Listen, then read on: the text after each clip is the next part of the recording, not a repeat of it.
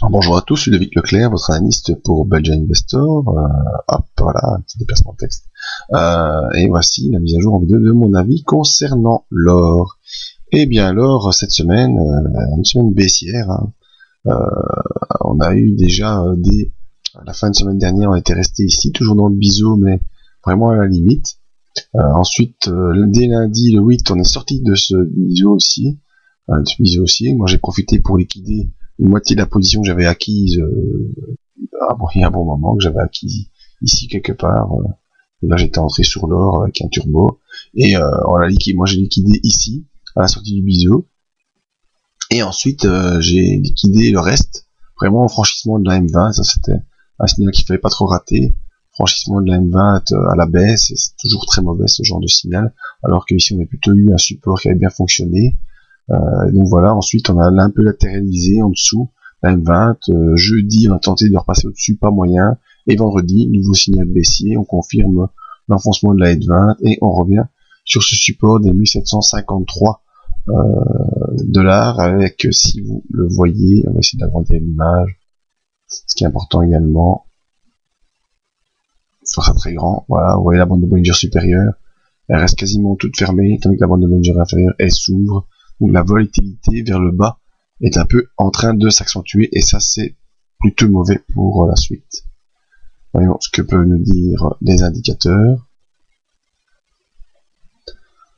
Alors toujours ce MACD baissier qui nous mettait en alerte quant à un mouvement baissier d'amplitude qui pouvait se mettre en place. Le RSI qui n'a fait que décroître, qui repasse dans la zone neutre. Le stochastique également baissier sous son signal, arrive au tour de 50. Et le BV qui était en divergence baissière, donc ça je peux aussi clairement vous le montrer, qui était en divergence baissière par rapport au cours qui lui augmentait, donc qui est par rapport à ici.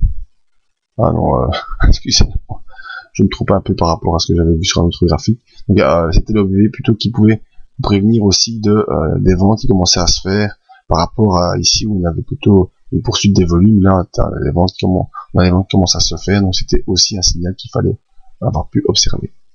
Donc pour cette raison que si vous étiez aussi avoir liquidé sur cette bougie, c'était pas du tout une bête idée, au contraire, il faut mieux prendre ses bénéfices à un moment plutôt que tout perdre en voulant trop.